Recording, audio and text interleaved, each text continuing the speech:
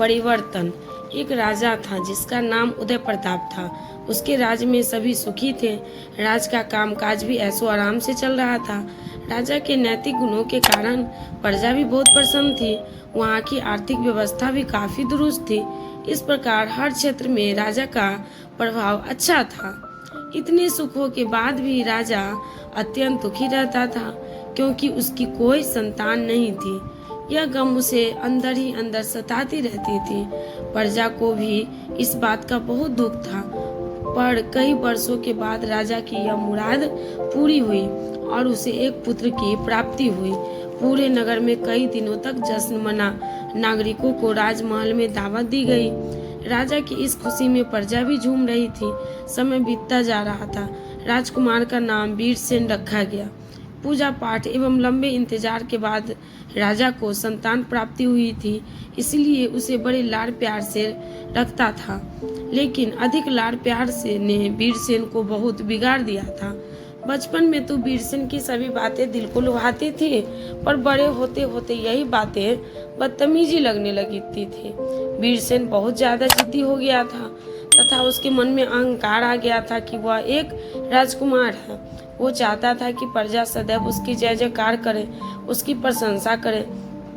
बेचारे सैनिक को तो वह अपने पैरों की जूती समझता था। आए दिन वीरसेन का प्रकोप प्रजा पर उतरने लगा था। वो खुद को भगवान के समान पूजना देखना चाहता था। आयु तो बहुत कम थी, लेकिन अहम कई गुना बढ़ चुका था।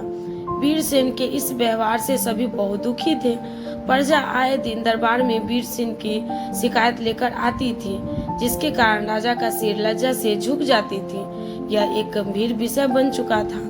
एक दिन राजा ने सभी खास दरबारियों एवं मंत्रियों की सभा बुलाई और उनमें से अपने दिल की बात कही कि वे राजकुमार के इस व्यवहार से अत्यंत दुखी है। राजकुमार इस राज्य का भविष्य है। अगर उनका व्यवहार यही रहा तो राज की खुशहाली चंद दिनों में ही समाप्त हो जाएगी। दरबारी राजा की सांत्वना देते हुए कहते हैं कि आप हिम्मत रखें, सब ठीक हो जाएगा। उनमें से एक मंत्री ने सुझाव दिया कि राजकुमार को एक उचित मार्गदर्शन एवं सामान्य जीवन के अनुभव की जरूरत है। आप उन्हें गुरु राधा गुप्त के आश्रम भेज दीजिए। सुना है वहाँ से जानवर भी इंसान बनकर निकलता है। यह बात राजा को पसंद आई और उसने वीरसेन को गुरुजी के आश्रम भेजने का निर्णय लिया। अगले दिन राजा अपने पुत्र के साथ गुरुजी के आश्रम पहुंचे।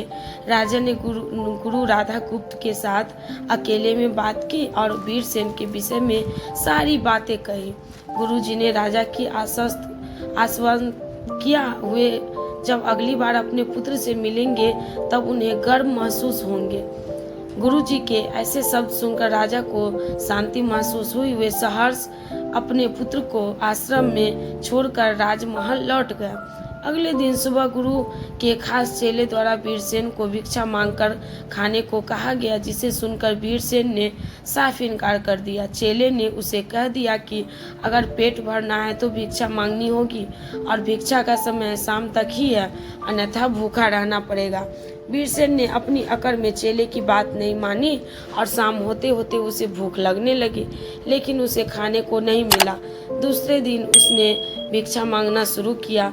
शुरुआत में उसे बोल के कारण उसे कोई भिक्षा नहीं देता था, लेकिन गुरुकुल में सभी के साथ बैठने पर उसे आधा पेट भोजन मिल जाता था। धीरे धीरे उसे मीठे बोल का महत्व समझ आने लगा और करीब 1 महीने बाद वीरसेन को भर पेट भोजन मिला, जिसके बाद उसके व्यवहार में बहुत से परिवर्तन आए।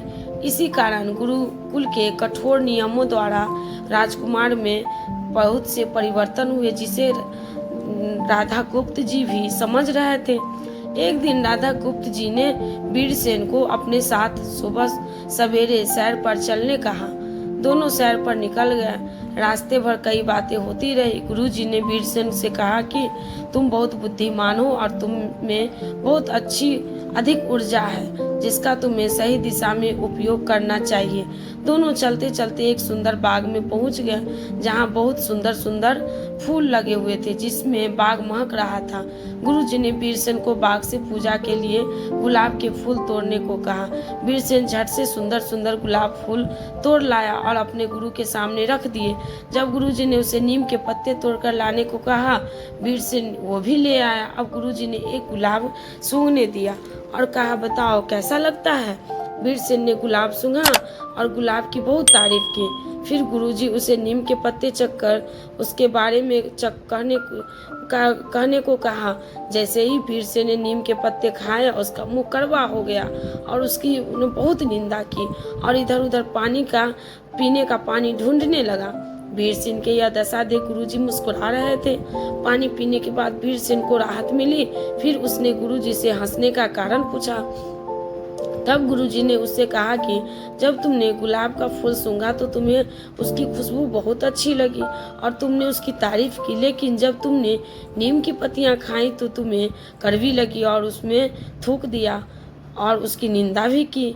गुरुजी ने वीरसेन को समझाया, जिस प्रकार तुम्हें जो अच्छा लगता है तुम उसकी तारीफ करते हो, उसी प्रकार प्रजा भी जिसमें गुण होते हैं उसकी प्रशंसा करती है। अगर तुम उसके साथ दुर्व्यवहार करोगे और उनसे प्रशंसा की उम्मीद रखोगे तो यह बात कभी दिल से नहीं कर पाएंगे। इस प्रकार जहाँ गुण होता है वहाँ प्रशंसा अपने आप होती है। वीरसेन को गुरुजी की बातें समझ आ जाती है और वो अपने महल लौट जाता है। वीरसेन पूरी तरह बदल जाता है और बाद में एक सफल राजा बनता है। कहानी से शिक्षा, इस कहानी से हमें यह शिक्षा मिलती है कि यदि हमें गुण होंगे तो लोग हमें जरूर पसंद करेंगे, लेकिन जब अहंकार होगी तो वही लोग हमें बुराई करेंगे। तो दोस्तों, यदि कहानी अच्छी लगी तो लाइक, शेयर एंड सब्सक्राइब करें। धन्यवाद।